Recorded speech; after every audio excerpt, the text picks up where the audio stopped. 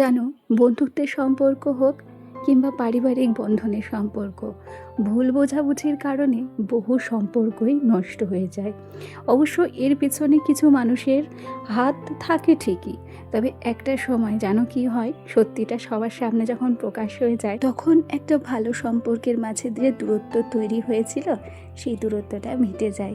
তবে সেই দূরত্বের কারণ যে মানুষটা, সেই মানুষটাই তখন একা হয়ে যায়। ওই যে কথায় বলে, আটি হয়ে বাটির বাইরে গড়াগড়ি খায়, আমি দুধে ঠিক মিশে যায়। সম্পর্কটা ঠিক এইরকমই। যাই হোক, অনেক গল্প, অনেক কথা হবে তোমাদের সঙ্গে। তার আগে চলো নিজের পরিচয়টা দিয়ে নিই। নমস্কার, কেমন আছো সবাই? আশা করছি সবাই ভালো আছো, আর আমরাও বেশ ভালো আছি। আমি রিমি। আজকে আমার আরও একটি নতুন ব্লগে তোমাদের সবাইকে অনেক অনেক স্বাগত জানাই। আজকে সকালটা খুব একটা বৃষ্টি দিয়ে শুরু করেছিলাম না। সকালটায় হালকা হালকা মেঘ ছিল ঠিকই, তবে এভাবে যে বৃষ্টি চলে আসবে সেটা বুঝতে পারিনি। অবশ্য কদিন ধরে বৃষ্টিই হচ্ছে।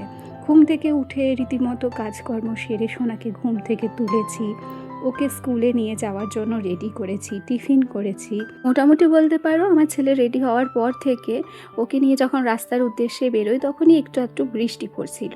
খানিকক্ষণ পর বৃষ্টিটা বেশ ভালোই জোরে আসলো, আর ওকে যখন গাড়িতে তুলে দিলাম তারপর আরও বৃষ্টি চলে এলো। বেশ কয়েকদিন ধরে না সময় সময় বৃষ্টি হচ্ছে, খুব একটা রোদের দেখা মিলছে না। তবে বৃষ্টি হলেও না গরম কিন্তু কমেনি। জানো, বেশ কয়েকদিন হলো এখন সকালবেলাতেই স্নান করে নিই। আসলে সকালবেলা স্নান করাতে একটা আলাদা সুবিধা পেয়েছি। আসলে সকালে উঠে বাসি কাজকর্ম সেরে যখন ছেলেকে স্কুলে পাঠিয়ে দিই, তার ফাঁকে যখন আমি স্নানটা করে নিই একেবারে চাপ চলে যায়, আর এরপর রান্না বান্না সহ সমস্ত কাজ ধীরে সুস্থে করতে থাকি। তবে তার মধ্যেও 3টে ঘন্টা যে কোথা দিয়ে পার হয়ে যায় সেটা কিন্তু বুঝতে পারি না। যাই হোক, আজকে সোনাকে স্কুলে পাঠিয়ে দিয়ে আমি বাড়ি ফিরতে ফিরতে ভিজে গিয়েছিলাম, একেবারে স্নান করে নিলাম। স্নান করার পর পুজোটা দিয়ে এখন এই যে বিছানাটাকে বেশ ভালো করে গুছিয়ে নিচ্ছি। মোটামুটি স্নান আর সকালবেলার বিছানা গোছানো, এই কাজ দুটো হয়ে গেলে আমার মনে হয় কি যে আমার অর্ধেক চাপ মাথা থেকে চলে গেছে। দেখো, গল্প করতে করতে নিজের জন্য এক কাপ সুন্দর করে দুধ চা করে নিয়েছি। জানো, আমার তো অভ্যেস খারাপ হয়েছেই, সেই সাথে সাথে আমার মায়ের অভ্যাস আমি খারাপ করে দিয়েছি। আসলে ও বাড়িতে গেলেও আমরা দুবেলা করে দুধ চা খাই, আর আমার মা এখন আর লিকার চা খেতে পারে না। এই যে আমি এখন ভয়েস ওভার দিচ্ছি, আমি কিন্তু বাবার বাড়িতেই রয়েছি। আমার মা আজকে বলছিল যে এমন একটা বাজে অভ্যাস হয়েছে, সকালবেলা আর লিকার চা খেতে ইচ্ছে করে না। আজ সকালেও আমরা দুধ চা খেয়েছিলাম জানো। যাই হোক, গল্প করতে করতে এদিকে আজকে কী রান্না করব সেটাই চলো তোমাদের সঙ্গে শেয়ার করি। আগের দিন হাট থেকে এনেছিলাম হচ্ছে বাঁধাকপি।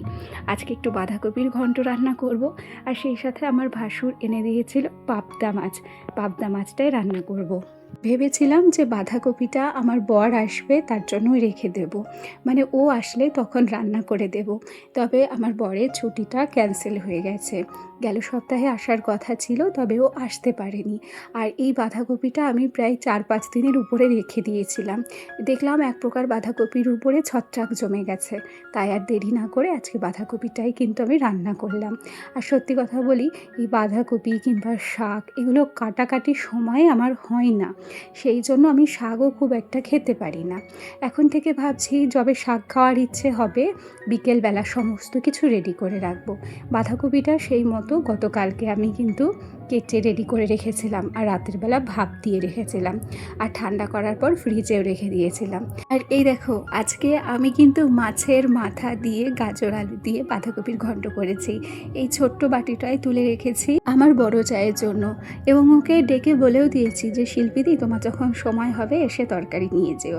ও ঠিক সময়ে তরকারিটা নিয়ে যাবে। আর ওদিকে পাবদা মাছ বসালাম, মাছ বসিয়ে এখন ঘরের কাজকর্মগুলো করতে এলাম। রান্না করার সময় সব সময় তো আর দাঁড়িয়ে থাকা লাগে না রান্নার কাছে, কিছু সময় দেখবে রান্না বসিয়ে দিয়েও না ঘরের কাজগুলো কমপ্লিট করা যায়। আজকে না আমি আমার শোকেসটা খুব ভালোভাবে পরিষ্কার করলাম। এমনিতেই তো সব দিন ব্লগ শ্যুট করা হয় না, আর সব দিন ঘরের কাজ কিন্তু এখন আর গুছিয়ে করা হয় না, সময় এখন আর পাওয়া যায় না। যেহেতু আজকে একটু হাতে সময় পেয়েছি, আর শোকেসটাও নোংরা হয়েছিল, তাই সুন্দর করে কলিং দিয়ে শোকেসটাকে পরিষ্কার করে নিয়েছি। আর জানো, বেশ কয়েকদিন বৃষ্টি হচ্ছে তো খেয়াল করে দেখো আমার ফ্রিজটা কিন্তু ঘামছে। প্রথম যখন ফ্রিজটা ঘামতো আমি কিন্তু এক প্রকার ভয় পেয়েছিলাম, কারণ আমরা তো জানতাম না যে ফ্রিজ বর্ষার সময় ঘামে। আর জানো, ফ্রিজটা যেহেতু অনলাইন থেকে কিনেছিলাম, তাই কোনো দোকানে গিয়ে যে জিজ্ঞাসা করব সেই ধারণাটাও ছিল না। শেষমেশ একদম ডাইরেক্ট ওয়ারপুলের কোম্পানিতে ফোন করেছিলাম এবং সেখান থেকে, অর্থাৎ কাস্টমার কেয়ারে, সেখান থেকেই জেনেছিলাম যে ফ্রিজ এরকম বর্ষার সময় ঘামে। তাই এখন আর ফ্রিজ ঘামলে আমার ভয় লাগে না। তবে ইদানিং দেখছি ফ্রিজটা একটু বেশিই ঘামছে, আর কি এক নাগাড়ে বৃষ্টি চলছে তো তাই। এখন আমার জানা নেই যে আমার ফ্রিজেরই সমস্যা না এটা বর্ষাকালীন আর্দ্রতার জন্য হচ্ছে। যাই হোক, তোমাদের সঙ্গে কথা বলতে বলতে ফ্রিজটাকেও পরিষ্কার করে নিয়েছি। শোকেসটা তো তখনই মুছে নিয়েছিলাম, গৌরনীতায় দুটোকে শোকেসে গুছিয়ে রাখলাম। জানো, ঘরের জিনিসপত্র যদি ঠিকঠাক জায়গায় নিয়ম মেনে গুছিয়ে রাখা যায় তাহলে ঘর খুব কমই নোংরা হয়। তবে সব সময় নিয়ম মেনে কাজ করা হয় না। বিশেষ করে যাদের বাচ্চা আছে তাদের ঘর গুছিয়েও কিন্তু শান্তি নেই, কারণ গোছানো ঘর অগোছালো করতে তারা সব সময় প্রস্তুত। আর জানো, সময়ের সাথে সাথে না আমার ছেলেটা আরও বেশি দুষ্টু হয়েছে। আগে আমার শোকেসে যে শোপিসগুলো সাজানো থাকতো সেগুলো নিয়ে খেলতো না, ইদানিংকালে দেখছি আমার শোকেসের সব জিনিস বার করে ও খেলা করে।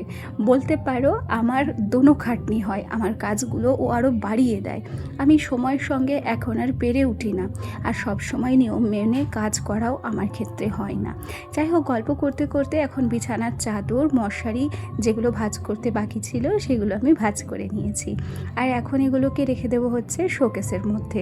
এদিকে আমার বইগুলোও রাখা রয়েছে। দেখো, মোটামুটি একটু আধটু পড়াশোনা হচ্ছে, চেষ্টা তো করছি, তবে জানি না যে পরীক্ষার সময় কি করব, কি করে আসব। যাই হোক, ভাগ্য সব সময় আমার সাথ দেয় না গো, তবুও চলো চেষ্টা করি। আচ্ছা, তোমাদের সঙ্গে গল্প করতে করতে বেশ কয়েকটা থালা বাসন ছিল যেগুলো অফ ক্যামেরায় আমি ধুয়ে মেজে নিয়ে এসেছি এবং এগুলো এখন এই ঘরে জল ঝরাতে দিচ্ছি। জানো তো, আমার যে স্টিলের থালা বাসনের র্যাক রয়েছে, এখন আর ভেজা থালা বাসন ওখানে আমি রাখি না, একটু জল ঝরিয়ে গেলে তবেই রাখি। গল্প করতে করতে আমার পাবদা মাছের ঝোলটাও কিন্তু হয়ে গেছে। তাহলে আমার আজকের ভিডিওটি তোমাদের কেমন লেগেছে কমেন্টে জানাতে ভুলবে না, হ্যাঁ? আর যদি ভিডিওটি ভালো লাগে একটা লাইক করে দিও। চলো আজ আসি, কাল আবার দেখা হবে, টাটা।